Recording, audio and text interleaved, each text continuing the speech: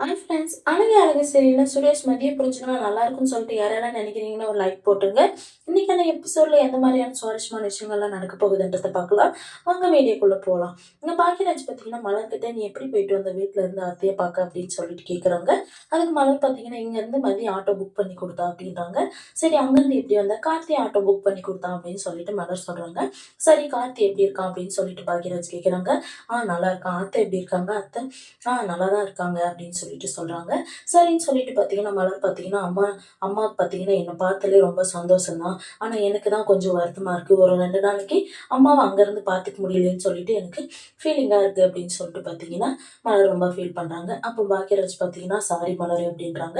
எதுக்குங்க அப்படின்றாங்க. இல்ல காலையில நான் உன்ன கூட்டு போறேன்னு சொல்லிட்டு கூட்டு போக முடியல அப்படின்னு சொல்றாங்க. சரி விடுங்க நான் தான் போயிட்டு பார்த்துட்டு வந்துட்டேன்ல. எங்க அம்மா கூட இருந்து பார்த்துக்க முடியலன்ற ஒரே வருத்தம் தான் எனக்கு அப்படின்னு சொல்லிட்டு பார்த்தீங்கன்னா, மலர் அங்கருந்து கிளம்பிடுறாங்க. இந்த பக்கம் பார்த்தீங்கன்னா, தங்கராஜ் பார்த்தீங்கன்னா, ஹால்ல உட்காந்து டிவி பார்த்துட்டு இருக்காங்க.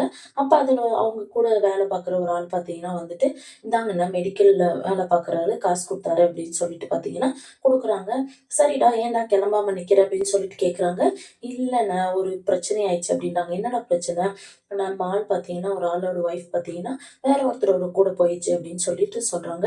குழந்தைங்கனால குழந்தையுமே பார்த்துக்க முடியாது. இதுக்கு மேல நான் வரமாட்டேன் அப்படின்னு சொல்லிட்டு பார்த்தீங்கன்னா, அந்த லேடி போயிடுச்சாம் அப்படின்னு சொல்லிட்டு சொல்றாங்க. அவன் அந்த லேடி மேலலாம் எந்த தப்பும் இல்லங்க. பார்த்தீங்கன்னா, புருஷன் மேல தான் தப்பு. அந்த பொண்ணு பார்த்தீங்கன்னா, எந்த நேரம் ஃபோன் பேசிட்டே இருக்கு. புருஷன் கரெக்ட்டா இருந்து யார்கிட்ட பேசுற என்னன்னு சொல்லிட்டு கண்டிச்சிருந்தா, இந்த மாரி நிலைமைக்கு வந்திருக்குமா? அந்த அந்த லேடி போனதுக்கு காரணமே அவர் தான் அப்படின்னு சொல்லிட்டு பார்த்தீங்கன்னா, அங்கருந்து அந்த ஆள் கிளம்பிர்றாங்க. இந்த பக்கம் பார்த்தீங்கன்னா, தங்கராஜ் பார்த்தீங்கன்னா யோசிக்கிறாங்க. அடிக்கடிக்கு ரேவதிய யார்கிட்டயும் ஃபோன் பேசிட்டே இருக்காளே அப்படின்னு சொல்லிட்டு பார்த்தீங்கன்னா, அவங்க வந்து ஃபோன் பேசின்னு இருக்கும்போது பார்த்தீங்கன்னா, தங்கராஜ் பார்த்துட்டு ஃபோன வச்சதெல்லாம் பார்த்தீங்கன்னா, 2, 3 டைமு ஃபோன வச்சத நெனச்சு பார்த்துட்டு பார்த்தீங்கன்னா, ரேவதி கிச்சன்ல வேல பார்த்துட்டு இருக்காங்க. அங்க தங்கராஜ் போயிட்டு பார்த்தீங்கன்னா, "என்ன ரேவதி பண்ற?" அப்படின்னு சொல்லிட்டு கேட்குறாங்க. அப்ப "பசங்க எங்க?" அப்படின்றாங்க. "தரணி அத்தைகிட்ட இருக்கா" அப்படின்னு சொல்றாங்க. "இளவரசி தூங்கிட்டு இருக்கா" அப்படின்றாங்க. "சரி உன்கிட்ட நான் கொஞ்சம் பேசணும்" அப்படின்னு சொல்லிட்டு பார்த்தீங்கன்னா, "சரி எதுக்கு ஃபோன் இங்க கிச்சன்லயே வச்சுட்டு இருக்க? வேல பார்க்கும்போது ஃபோன் கூட வச்சுக்கணுமா?" அப்படின்னு சொல்லிட்டு தங்கராஜ் கேட்குறாங்க. அதுக்கு ரேவதி பார்த்தீங்கன்னா, "இல்லைங்க யாராச்சும் ஃபோன் பண்ணா போயிட்டு எடுக்கணும்ல. பக்கம் இருந்தா அப்படியே எடுத்து பேசிக்கலாம்ல. அதுக்காக தான்" அப்படின்றாங்க. "யார் உனக்கு ஃபோன் பண்ணுவாங்க?" அப்படின்றாங்க. "இல்ல அடிக்கடிக்கு யார்கிட்டயும் ஃபோன் பேசுறியே, யார்கிட்ட பேசுற?" அப்படின்னு சொல்லிட்டு தங்கராஜ் கேட்குறாங்க. அதுக்கு ரேவதி, "நம்ம வீட்டு ஆளுங்கிட்ட தான், எங்க அப்பா, அம்மா கிட்ட தான் பேசுறேன். வேற யார்கிட்டயும் பேசலைங்க" அப்படின்றாங்க. "இல்ல நான் நெறைய டைம் பார்த்துருக்கேன். உன் பாட்டுக்கு போயிட்டு தனியா பேசுற, தனியா சிரிக்கிற. யார்கிட்ட பேசுற? எனக்கு தெரியாம யார்கிட்டயும் பேசுறியா?" அப்படின்னு சொல்லிட்டு கேட்குறாங்க. அதுக்கு ரேவதி பார்த்தீங்கன்னா, "என்னங்க என் மேல சந்தேகப்படுறீங்களா? அதனால தான் இவ்ளோ கேள்வி கேட்குறீங்களா?" அப்படின்னு சொல்லிட்டு ரேவதி கேட்குறாங்க. அதுக்கு, "இல்ல ரேவதி சந்தேகம்லாம் ஒண்ணும் இல்ல. எனக்கு ஒரு ஆள் பார்த்தீங்கன்னா, என் கூட வேலை பார்த்த அந்த ஆள் பார்த்தீங்கன்னா, உன்னோட பொண்டாட்டி பார்த்தீங்கன்னா, அவன் வீட்ட விட்டு ஒருத்தவங்களோட ஓடிட்டாளாம். அதனால தான் பார்த்தீங்கன்னா, அவன் கூட இன்னொரு விஷயத்தையும் சொன்னான். அவன் ஆம்பள சரியில்ல. அந்த வீட்ல இருக்கிற ஆம்பள. பொண்டாட்டி யார்கிட்ட பேசுறா என்ன அப்படின்னு சொல்லிட்டு 24 மணி நேரமும் வாட்ச் பண்ணோம். வாட்ச் பண்ணாம விட்டதுனால இன்னொருத்தவங்க கூட போயிட்டா அப்படின்னு சொல்லிட்டு அந்த ஆள் சொல்லிட்டு போனாங்க. அதனால தான் நான் உன்ன கேட்கிறேன்" அப்படின்றாங்க. "என்னங்க அவங்க சொன்னாங்கன்றதுக்காக நீங்க என் மேல சந்தேகப்படுறீங்களா? நானு அப்பா, அம்மா கிட்ட பேசுறேன், அண்ணா கிட்ட பேசுறேன், அண்ணி கிட்ட எப்பயாச்சும் ஒரு டைம் மதி கிட்ட பேசுவேன், ஸ்ருதி கிட்ட பேசுவேன். வேற யார்கிட்டயும் பேசலைங்க. நீங்க தைரியமா இருங்க" அப்படின்னு சொல்லிட்டு சொல்றாங்க. "இல்ல என் மேல சந்தேகம் இருந்தா சொல்லுங்க" அப்படின்னு சொல்றாங்க. "இல்ல சந்தேகப்படல" அப்படின்னு சொல்லிட்டு பார்த்தீங்கன்னா, அங்கருந்து தங்கராஜ் வந்து பார்த்தீங்கன்னா, ஹால்ல டிவி பார்த்துட்டு உட்கார்ந்து இருக்காங்க. என்ன இவ சொல்றத நம்பவும் முடியல, நம்பாம இருக்கவும் முடியல அப்படின்னு சொல்லிட்டு பார்த்தீங்கன்னா, ஒரு பக்கம் யோசிக்கிறாங்க. இந்த பக்கம் பார்த்தீங்கன்னா, மலர் பார்த்தீங்கன்னா, ராகவி பாப்பாவ தூங்க வச்சுக்கின்னு பார்த்தீங்கன்னா, ஃபோன் பார்த்துட்டு இருக்காங்க. அப்போ பார்த்தீங்கன்னா, ரேவதி கிட்டேருந்து பார்த்தீங்கன்னா, ஒரு வாய்ஸ் நோட் வருது. அத பார்த்தீங்கன்னா கேட்குறாங்க. "அண்ணி நான் உங்ககிட்ட ஃபோன்ல பேசுறத பார்த்தீங்கன்னா, அவருக்கு சந்தேகம் வந்து பார்த்தீங்கன்னா, அவரு என்ன கேட்குறாரு. நானும் பார்த்தீங்கன்னா, நான் எங்க வீட்ல இருக்கிறவங்ககிட்ட தான் நான் பேசுறேன்னு சொல்லிட்டு, அவரும் அமைதியா போயிட்டாரு அண்ணி" அப்படின்னு சொல்லிட்டு வாய்ஸ் நோட் அனுப்புறாங்க. அப்போ பார்த்தீங்கன்னா, "என்ன ரேவதி சொல்ற? அவரு கண்டுபிடிச்சுட்டாரா?" அப்படின்னு சொல்லிட்டு பார்த்தீங்கன்னா, மலர் கேட்குறாங்க. இவங்க 2 பேரும் பேசிட்டு இருக்கும்போதே பார்த்தீங்கன்னா, அங்க பாக்கியராஜும் வந்துர்றாங்க. என்னாச்சு?" அப்படின்னு சொல்லி கேட்குறாங்க. "ஒண்ணும் இல்ல" அப்படின்றாங்க. "அண்ணி நாம 3 பேரும் குரூப் வச்சிருக்கிற விஷயத்த நான் அவருக்கு சொல்ல மாட்டேன். அவருக்கு சந்தேகம் வந்துட்டே இருக்கட்டும். நான் இத கடைசி வரைக்கும் சொல்லப் போறதில்ல அண்ணி" அப்படின்னு சொல்லிட்டு அ ரேவதி சொல்றாங்க. இத பார்த்தீங்கன்னா மலரும், "சரி ரேவதி நீ சொல்லாத" அப்படின்னு சொல்லிட்டு சொல்லிட்டு இருக்காங்க. பாக்கியராஜ் பார்த்தீங்கன்னா, "என்ன குரூப் ஓப்பன் பண்ணியிருக்கீங்க? எனக்கு தெரியாம யார சந்தேகப்படுறா?" அப்படின்னு சொல்லிட்டு கேட்குறாங்க. "சரி ரேவதி நான் அப்புறம் பண்றேன்" அப்படின்னு சொல்லிட்டு பார்த்தீங்கன்னா, மலர் ஃபோன வச்சுர்றாங்க. "என்ன ரேவதி யார் ஓப்பன் பண்ணியிருக்கா? என்ன குரூப்? எனக்கு தெரியாம" அப்படின்னு சொல்றாங்க. "இல்லைங்க நான் ஒரு விஷயத்த சொல்லவா, நீ யார்கிட்டயும் சொல்லக்கூடாது" அப்படின்னு சொல்றாங்க. "சரி சரி மலரு நான் சொல்ல மாட்டேன் சொல்லு அப்படின்னு சொல்றாங்க. நானு, ரேவதி, மதின்னு சொல்லிட்டு நாங்க 3 பேரும் ஒரு குரூப் ஓப்பன் பண்ணியிருக்கோம். நாங்க அடிக்கடிக்கு அதில தான் பேசிப்போம் அப்படின்னு சொன்னாங்க. இது சந்தோஷமான விஷயம் தானே. எதுக்கு நீ இத யார்கிட்டயும் சொல்லக்கூடாதுன்னு சொல்ற அப்படின்னு சொல்றாங்க. இல்ல மாமியாருங்க என்ன கொடுமை பண்றாங்கன்னு சொல்லிட்டு நாங்க அதில பேசிப்போம் அப்படின்னு சொல்லிட்டு மலர் சொல்றாங்க. சரி குடுங்க நீங்க என்னதான் பேசியிருக்கீங்கன்னு சொல்லிட்டு நான் பார்க்குறேன் அப்படின்னு சொல்லிட்டு பார்த்தீங்கன்னா, மலரோட ஃபோன பாக்யராஜ் வாங்கி பார்க்குறாங்க. அதில ரேவதி பேசுனதெல்லாம் கேட்டு பார்த்தீங்கன்னா, "என்ன ரேவதியா இப்படி பேசுறா?" அப்படின்றாங்க. "ஆமாங்க" அப்படின்றாங்க. இவ இப்படி பேசுனத பார்த்து நான் இப்ப தான் இத காதுல வாங்குறேன். ரேவதி இந்த மாரி பேசுனத நான் இந்த மாரி பேசுவான்னு சொல்லிட்டு நான் கொஞ்சம் கூட நெனச்சு கூட பார்க்கல. என் தங்கச்சி இவ்ளோ டேலண்டா இருக்கா அப்படின்னு சொல்லிட்டு பாக்யராஜ் சொல்றாங்க.